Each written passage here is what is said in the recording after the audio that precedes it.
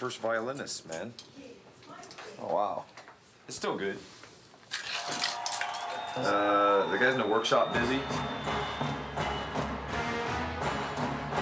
Did you ever think that you would play with a symphony? No, I never thought that we'd be playing with a symphony ever. It's not something that ever really entered my mind, like a dream type of thing. I think purists would argue that am I playing classical music? I'm playing with classical music.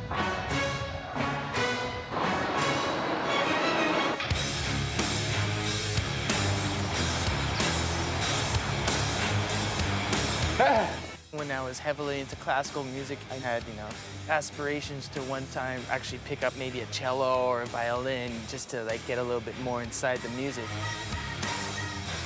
I wouldn't say that I was completely ignorant to classical music, but I wouldn't say that it was knocking on the back door of my Deep Purple records. I mean, I've entertained ideas certainly of mixing and crossbreeding every possible instrument and players and turntablists and whole horn sections, but not ever a full, even more than a couple cellos.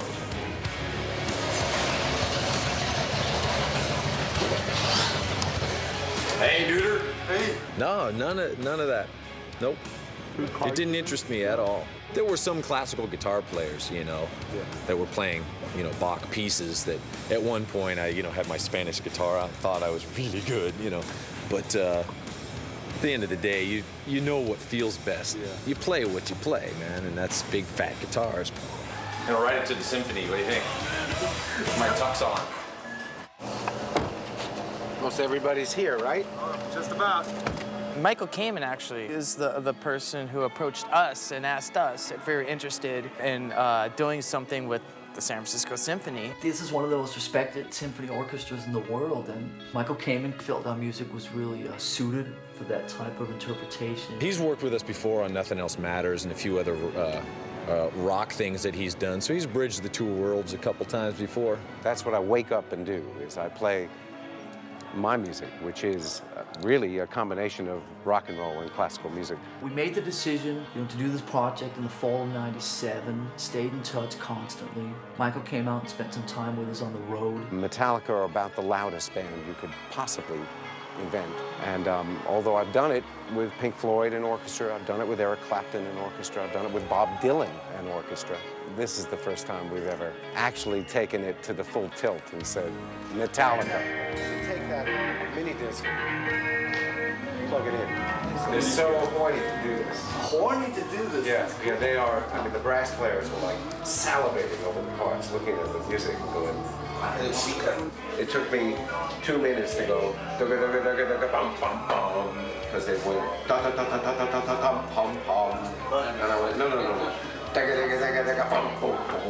Oh, and they played it exactly. I wasn't sure what to expect. I kind of thought it was going to be where he just, deciphers the Metallica music and kind of the rigidity of the riffs and the 4/4, 8/4, all these things, and kind of just enhance those parts and go along with us, and I didn't know how else to hear it. At the end of the rehearsal, the orchestra stood up and went, and then all the orchestra personnel, the honchos who run them, came to and said, they never do that. And it is true, orchestras never give anything away. So that's a good sign. It's a very good sign. There's plenty of skeptics out there. Oh, it's not going to work. People shaking their head. And this has to be taken with, a grain or two of salt, because this is just, it's all about having fun and trying something new. If it fails, hey, all you can say is we tried. But if it's great, then it'll be even sweeter. Now they're more secure about themselves, and there's no question that Metallica are Metallica. So this doesn't raise questions. This is just an experiment, and it's a pretty far out one, pretty brave. Can you give it to me again? It's a good time to play for I'm going to think about that for the rest of my life. There's no caviar. There's no champagne. There's no foie gras. No? Nothing. Underpaid. So now you should probably hear it. Where's the record button?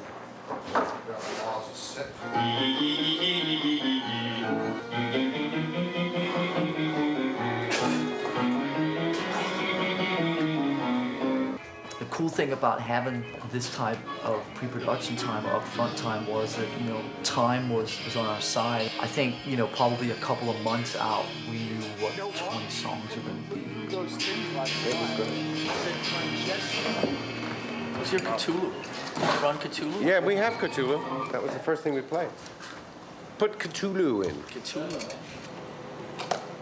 You're not playing that song, right? Which one? Yeah, right? No. So what? So fucking what? You did strings for that? I don't think so. No. I could do strings for that, but I don't know if you'd get them to play it. They'd be playing, and suddenly you go, so what? So fucking...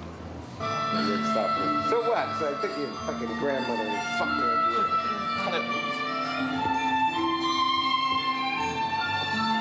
And Michael came in with the mini disc and recorded the live performance of 50 pieces of the orchestra in the first time that they'd seen any paper. They didn't know what to expect. Most of them have never heard Metallica. And for them, a piece of music is something that they can play no matter what it is. I mean, the common expression is they'll play fly shit. You know, if you put fly shit on a piece of paper and give it to a musician, he'll play it. Michael would take the album versions and he would basically put the basic orchestra arrangement over the album version so we could hear what the ideas were.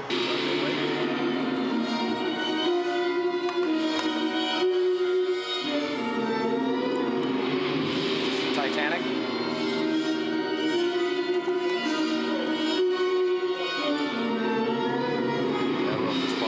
Their piece by itself is an epic thing that you would use for a movie soundtrack without even that, you know. Immediately, yes, we'll take it. But the Metallica thing by itself, we know what that is and what that represents. These guys are making it so colorful and so many dimensions are added by the different things and the way that they hear this stuff.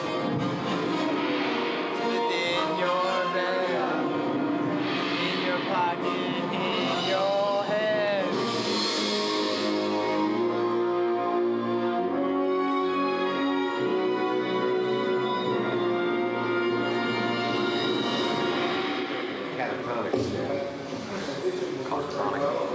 Wow. Is this on stage? Yeah, the whole stage. It's lovely. It was great. Anyway, you like the orchestra? That sounds good. Sounds great just by itself. Yeah, I know, yeah. It's like, can't we do like 2 nights with us and 1 night just with the orchestra? We can sit out and enjoy a couple cocktails, you know? Working with Michael Kamen is just like working with another person who's in the band. And for all intents and purposes, he is in Metallica for this project. He's very passionate, easygoing, he's very open. From a personality point of view, worked really well, so that made it a little easier. In your corners, boys. He's got his hands full with this. You know, it's pretty interesting, and I don't know how in the hell he does it. He's up there, you know, making little things in the air. All I know is when he makes the pentagram, that's when I come in. Yeah.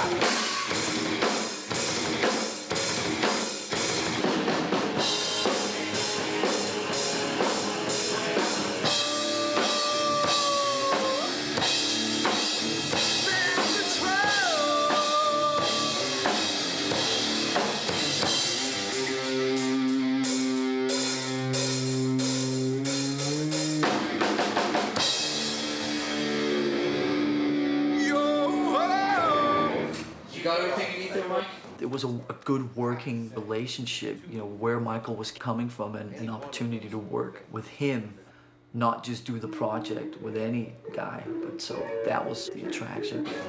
Should we carry on? You should go over the 2 new songs.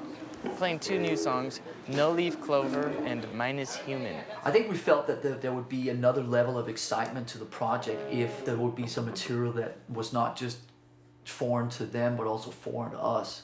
These are 2 songs that Lars and James got together a couple weeks ago. Me and James met up at the very tail end of March, and we basically wrote 2 songs, like, really quickly. They're kind of a little wobbly here and there, and Clover. Okay, go. Roll me over in the clover. No Leaf Clover, that's been sitting around on tape for 2 years or more. It has a certain melancholy and dementia at the same time because of the way the tone that James chooses and the way the dynamic each time it comes around. But really psycho, kind of a little bit not right, at the same time being kind of get you a little bit, you know, touching.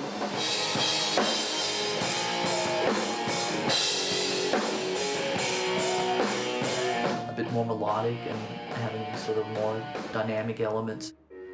At first I didn't like it when he does it at the end where he does that little thing with his voice, a little squeaky thing with his voice, and come to me, that bit. But now I find myself just, it comes to my head, so it's catchy.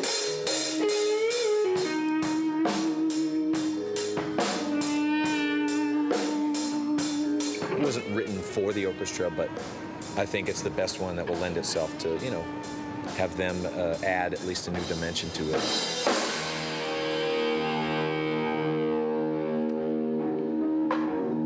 Flowers. Yeah, come on, I'm Hawaiian now, come on. Mine is human. Let's get the other guitars on. Start from the top. Again, with that, Minus Human thing was really cool. I love that. It's just some big, fat, heavy, ugly song that we thought was fitting for here to rumble the place a bit.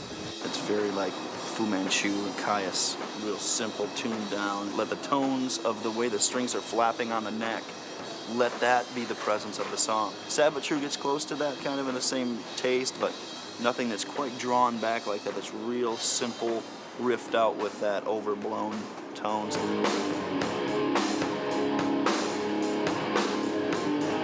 A little wobbly here and there, you know, a lot of the parts aren't particularly finalized. Does it turn around? Yeah. Okay, one other thing to try though. Try the cymbals like bish, bish, bish, dun, dun, dun, dun, dun. It's a different feel. I mean, I could do it once in a while or something. I think what we all feel is that it's just like a flat piece of cardboard. There's nothing happening. There's not a lot of vocals. The riffs are not, you know, very frantic. There's just nothing dynamically happening. I like the way the drums sit back and don't accentuate every guitar hit. That's what I think makes the riff stand out. It's just unlike anything we've ever done. This is maybe if we do the riff twice, do it at the top of the second time. Really didn't know these songs very well, and so there was an experimental or sort of almost sort of fumbling your way blindfolded through these songs, which is not a bad thing. You know, can really bring out great energy.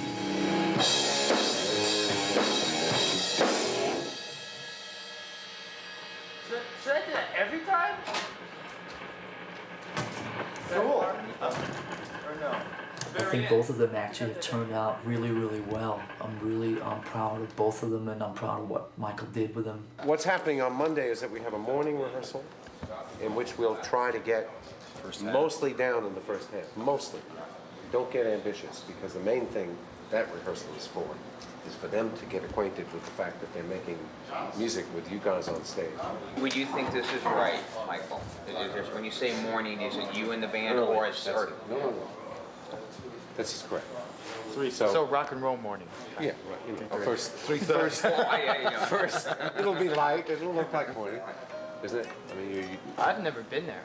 but you're more used to playing in much bigger places.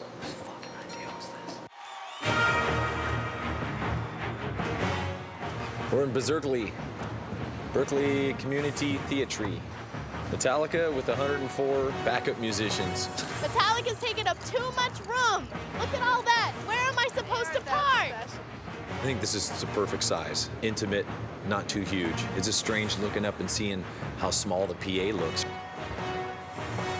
Not only are we here with the symphony playing and playing Metallica songs, but we're also on the very same stage that Jimi Hendrix played. This is the most exciting point of my career.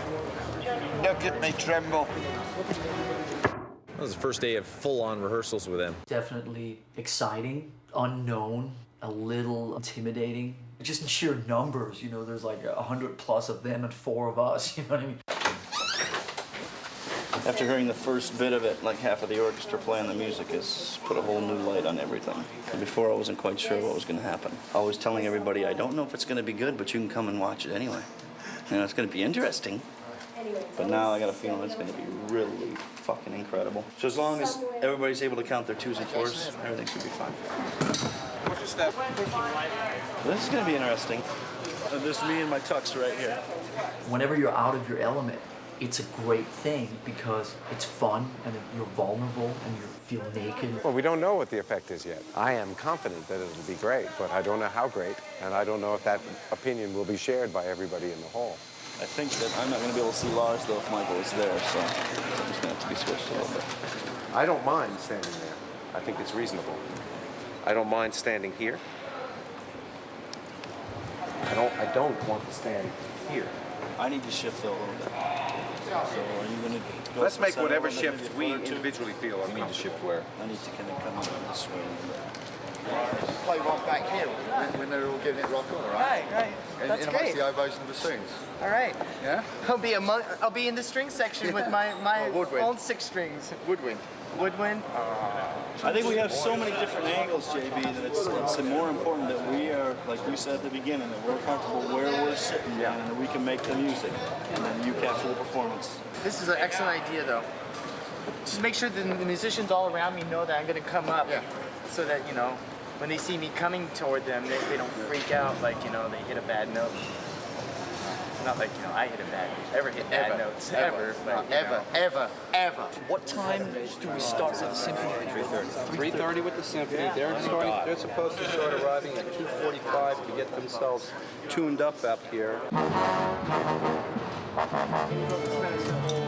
Right away with the symphony, it seemed like there was a good rapport with everybody. The second violinist tried to steal my sandwich earlier. She was eyeballing it. A few of the guys the cats that really look like they belong in the symphony, a few of those guys, I'm not sure if they'll really give us not one or the other. It's like, I'm here, I'm making my wage, and I'm doing my thing. The harp player back there's got some big guns on him and tattooed, kind of ironic. I tried to, like, right away, go talk to the bass players immediately and do this thing and say, all right, unite. They were all way cool. I'm not supposed to talk to them. They're union. As we got further and further into that, started having polite conversation and, you know, just, it definitely very, very quickly became very comfortable. What's your name? Eugene Isaac. I'm Lars. I know who you're. Okay.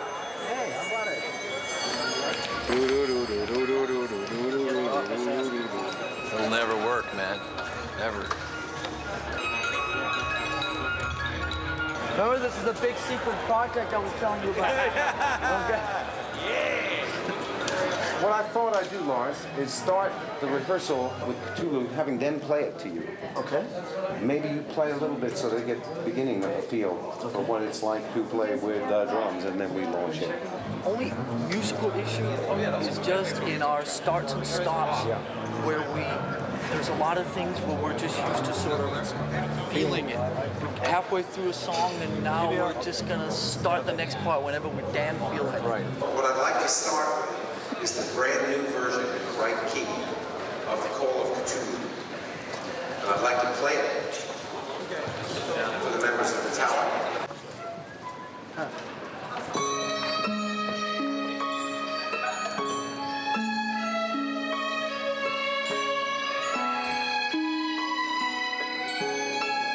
They usually don't play music that is composed by people that are still alive. This time they're playing music that is composed by people that are very alive and right there in their face at the same time. There are two bits of music called Call of Cthulhu. One of them is a half tone lower than the other. That's the only one we are interested in. Somebody is playing from the old music. One half tone apart from everybody in the world. That's pretty good ear. That's pretty good ear. You're one guy that's a half a tone out of 100. They really do read their music, but I think Michael Kamen has really told them, you've got to listen. You've got to listen to outside things now. I think they expected big whole notes and to be playing like, and instead, they're working as hard as Metallica. I can't hear too much of them in my ear monitors, but I know when the floor starts rumbling, something good's happening.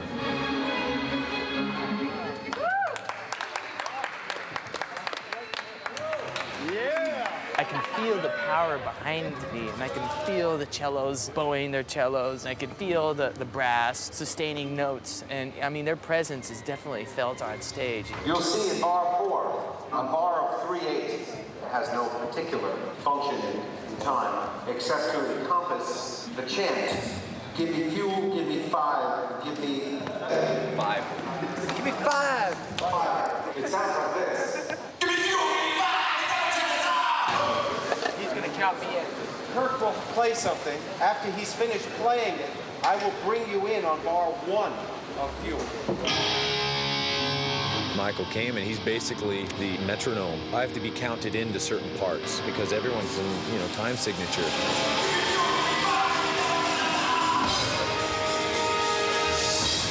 There are times live when things just hang. Oh, okay, I'll start the riff now, but you can't do that. So that's a little difficult.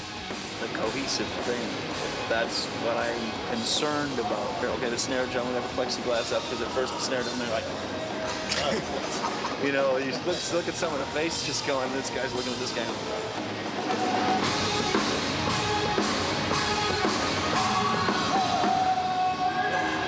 These people are so advanced. They'll rise to the occasion. Is it break already? 15-minute break, I guess. Is it a break? I'm joining their union. Every time there's a break, they disappear somewhere, and we're just left to our own. They're just on a roll, and they gotta take a break, man. I think the back wall is amazing. It's a bit fucking hippie trippy.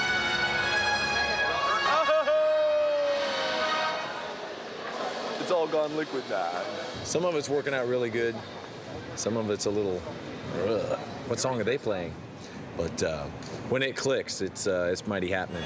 So much love in this room. Some journeys you undertake and you don't really know where you're going to end up. Sometimes when we start a record, I know what it's going to look like and feel like and sound like before we start. This was a little more, this could sort of go in a lot of different directions, and I felt that at least I was very open to wherever the ride would take me.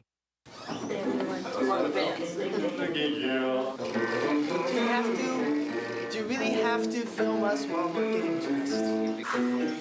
It's like my boys are getting ready for the prom. I'm so excited. As far as being in a band at high school, it was, the garage band. I was jamming on Ben Lizzie cover songs. I better glue it down. Getting dressed up, man. Wearing a jacket? Holy shit. Fuck that. I was not into wearing any uniforms or showing up to anything on time, like a rehearsal or anything. That's what I got. Oh, you polished my biker boots? Cool. I had my trusty assistant do it. Now I'm dressed up. So I mean, Fuck off with that thing. I was never in a high school band. We don't have high school bands in Danish high schools. I wasn't in band at all. I was in Guitar 1. And I only took that class because I knew I could get an easy A. That's really getting dressed up. That's super dressed up right there. Junior high school was in regular band and marching band. Marched with the baritone saxophone. And I was about 80 pounds soaking wet. The instrument was as big as me and still had to have the full uniform with the tassel deal and all that with that freaking boom. As far as what we're going to dress now, I mean, since we're just going to run that through and then go into the dress rehearsal, I guess it's up to you on how you want to dress. There's going to be a break before the dress rehearsal. Well, yeah, they take their breaks. So, I mean, that would probably be a good natural place to have them break before, and then come back fresh from the break right into the dress rehearsal. The school was hip enough to have like a little jazz ensemble, and the one guy played electric bass, Tom something. And when I met him, I had already had bass, at home, but I just went and stuff on it. I had no idea. And this guy was like playing notes and doing this stuff with the band. I'm like, wow, man, this is really cool. Because there's room for me to get in front of the bass, like right here. And I could get with you guys. Well, you can come through here. I mean, I'll let you through here. I remember that I was so impressed that he had that thing and could plug it in and make it go. Man, it was really something. That was probably one of my first people I was really impressed by for the instrument. I recognized the bass as something that I really liked. Hey, thanks for the project. I think it's really cool. You guys are doing this. Yeah, I think so. You guys are doing it. Yeah. 1963 when I was born. And flames have some significance to this side of my body. A reminder that, you know, you are alive and stay alive. Wasn't there a movie? Staying alive, staying. Turn it around. I can't see. Can't see. Monocular. Now's the time to fart. No, don't do it.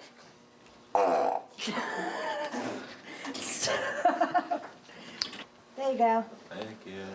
One more little thingy. Okay. When you're down there, don't say little thing, okay? No, I can't get it. Just a little bit. Okay. What are you doing? You're running into me. The fuck? Just get your hands up. Fucking hair. Ugh. You know, gotta do every fucking thing myself. For a while during the 80s, I was heavily into classical music. I listened to a lot of Bach, a lot of Handel, a lot of Scarlatti, a lot of Canon, a lot of Baroque music, which is very compatible on guitar. And a lot of classical guitar players play a lot of Baroque.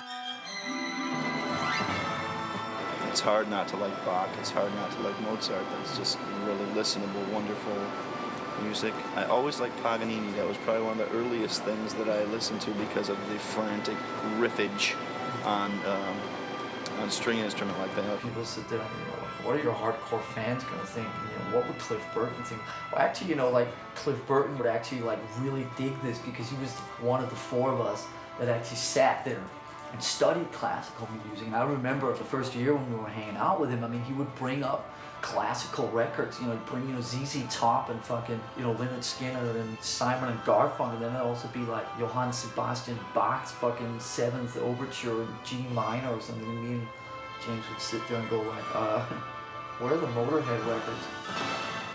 Thank you. Some of the earlier stuff was written almost with a metal kind of orchestration in there. Trying to be grand, trying to be epic sounding. You know, all of that stuff was done innocently. Michael came and he says, well, don't you know that song's in 6, 7, 2, 3, 5, 8s? You know, I have no idea what you're talking about.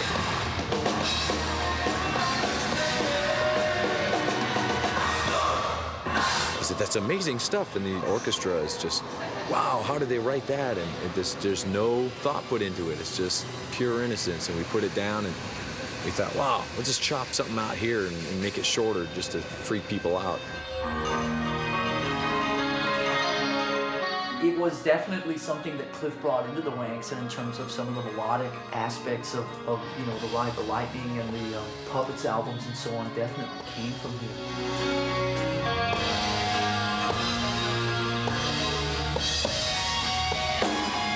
Before people, you know, damn us straight to hell for this, just remember that Cliff Burton would have approved of this.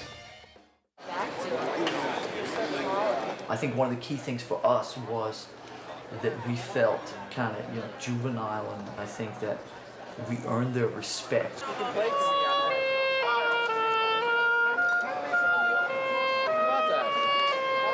Name that tune.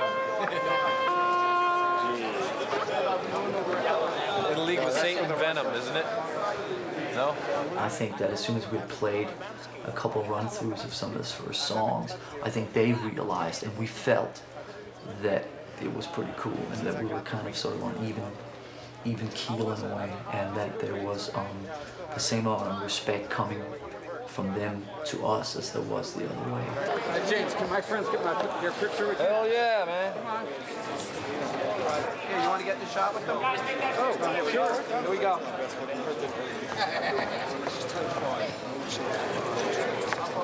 Move in a little closer.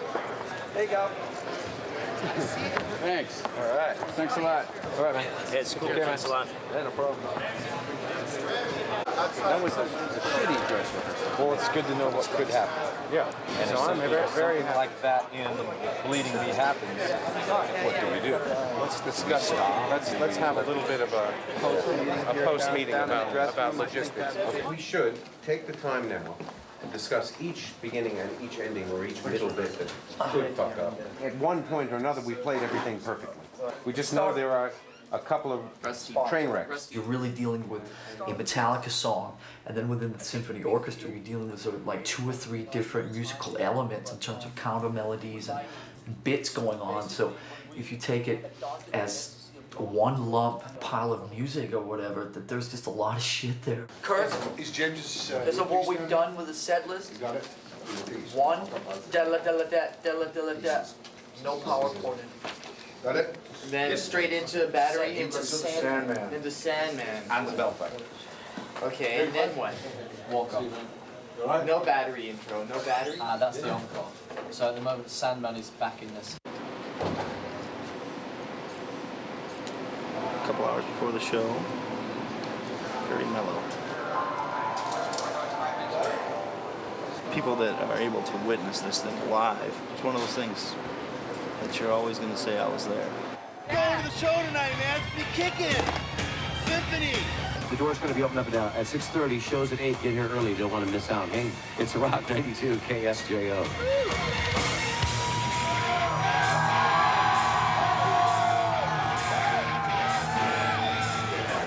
Are they all gone? I didn't even know it went on sale. And then when a lot of my friends called up and said, hey, dude, get me in. Like, what? Go buy tickets. Oh, they sold out.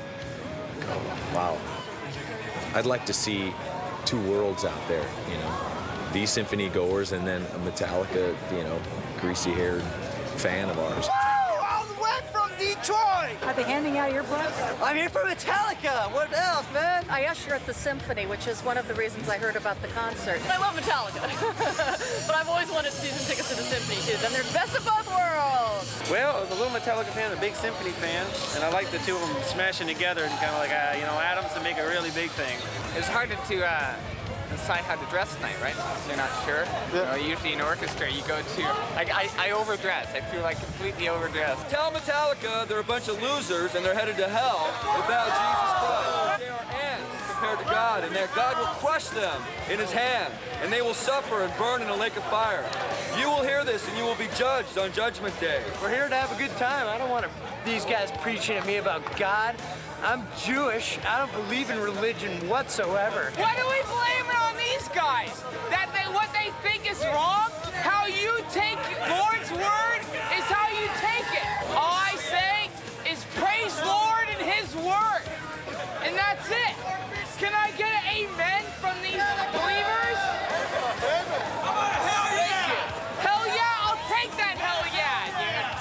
I'll take that hell yeah, dude. Jesus, I'm drinking fucking Steinlager, baby. Bonding with Metallica.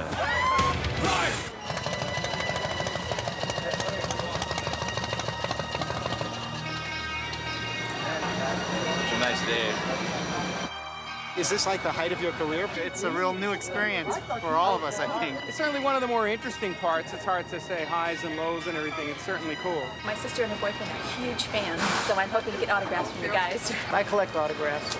This will be one of my nice momentums from playing this job. Nice to meet you. Nice to meet you. And you. And regards from all my students who are very excited. Could you sign a poster for them? And bring it back with us? I heard about the harpist. No, he's a cool guy. So it's done, Peter. Good. Are you set for the show tonight? Yeah, I'm set. Okay. Yeah, We'll use I'm that. psyched up.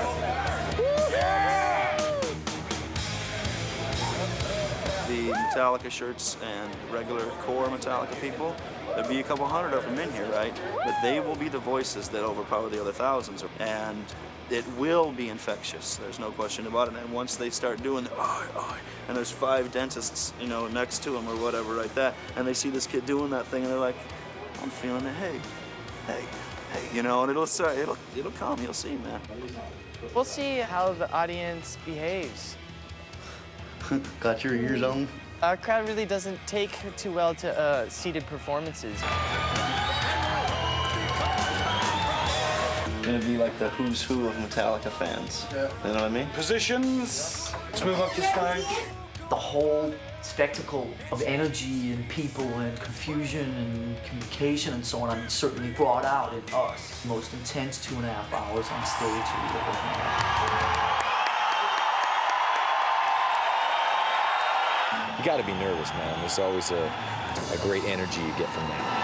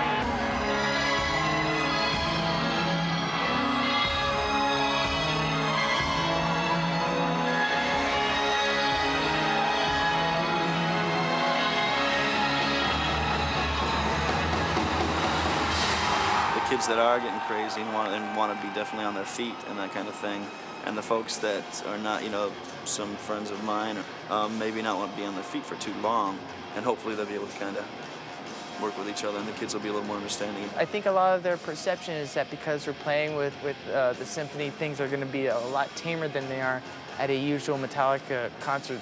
But I say, bring them on. I might accidentally, on purpose, push Jason into the crowd just to see what happens.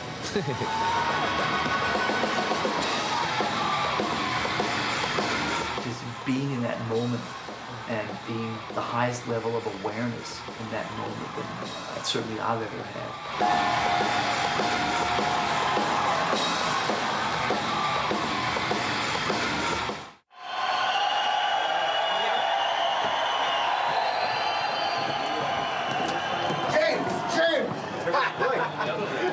Yeah! Rock and roll!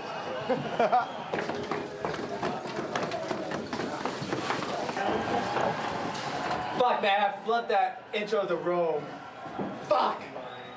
God, I didn't notice that. I really feel that this is not anything other than a complete and true mix of Metallica and an orchestra. It was meant to be from the beginning of Metallica to play with the symphony, you know, tonight in 1999. It was awesome. It was very epic. It was epic. It was epic. It went along with their music. Oh man, it's just unbelievable. It's just unbelievable. I was going to spend like... It's hard to put in words, man. Okay. What can I say? It's fantastic. San Francisco Sympathy. Yeah. I love playing with the San Francisco Sympathy. Okay, Vinny, it's enough. Get out of here. You guys got enough of this shit for sure. All right, I'm serious. You sure? Get the fuck out. Film him! Film him!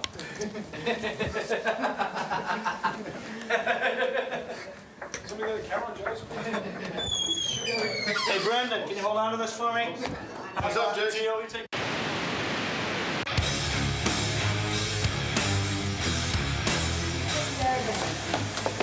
Yeah. I got one at least. Okay.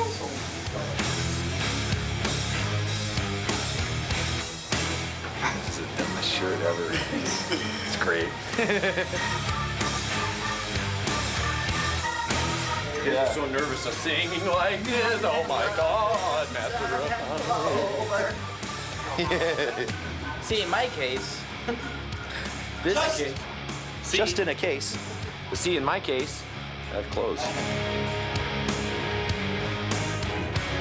in my case, mine went out during Nothing Else Matters, so I went to Paul. There's nothing in my ear, and he says, we're playing nothing. I go, no, there's nothing in my ear. We're playing nothing. He's really blocked out all the sound. Hey, I think I got it in now. Huh? What'd you say? I got it in finally. How's it look? We're not done. Where are you going? Easier monitors make it so you can hear everything. We did that bit. He wasn't here. Having a good time? I love it. Fucking suck me off while we're at it.